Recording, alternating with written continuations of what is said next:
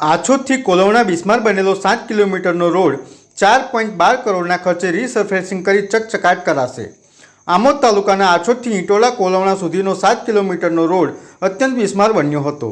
બિસ્માર રોડને કારણે આસપાસના ગામ લોકોને અવરજવર કરવામાં ખૂબ જ અગવડ પડતી હતી, જેથી સ્થાનિક લોકોની રજૂઆતને પગલે આમોદ જંબુસર મત વિસ્તારના ધારાસભ્ય ડી.કે. સ્વામીએ ગુજરાત સરકારમાં રજૂઆત કરતા રાજ્ય સરકાર દ્વારા રોડના રીસર્ફેસિંગ માટે રૂપિયા 4.12 કરોડની ફાળવણી કરી હતી।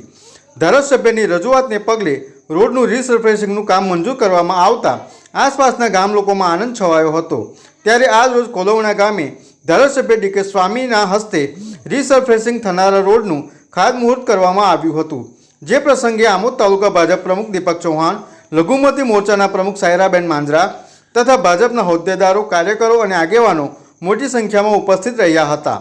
આ પ્રસંગે ધારાસભ્ય ડી.કે. સ્વામીએ વિસ્તારના લોકોનું સપનું સાકાર થતાં રાજ્ય સરકારનો આભાર વ્યક્ત કર્યો હતો।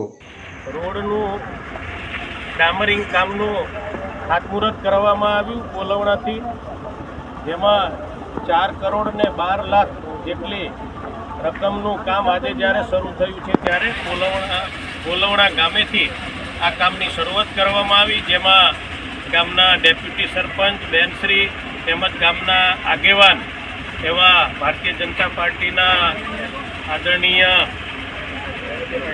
સાયરાબેન તેમજ દીપકભાઈ ચૌહાણ, જેઓ ભારતીય જનતા પાર્ટીના પ્રમુખ છે, ગામના સૌ આગેવાનો, ગામના સૌ કાર્યકર્તાઓ, આ ગામની ઘણા સમયથી રજૂઆત હતી કે કોલવણા ઈટોલા આછોદ રોડ બને અને આ વિસ્તારને ખૂબ અવરજવર હોવાથી આજે જ્યારે આ સપનું સાકાર થયું છે ત્યારે હું ગુજરાત સરકારનો હૃદયપૂર્વક ખૂબ ખૂબ આભાર વ્યક્ત કરું છું કે ટૂંક સમય પહેલાં જ આની રજૂઆત કરવામાં આવી અને આજે આ ખાતમુહૂર્ત કરવામાં આવ્યું છે। તો સરકારનો હૃદયપૂર્વક ખૂબ ખૂબ આભાર વ્યક્ત કરું છું।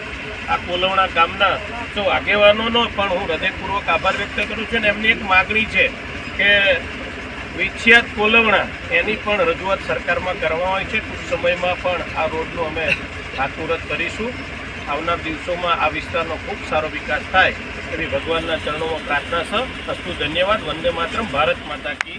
VMP news, think positive.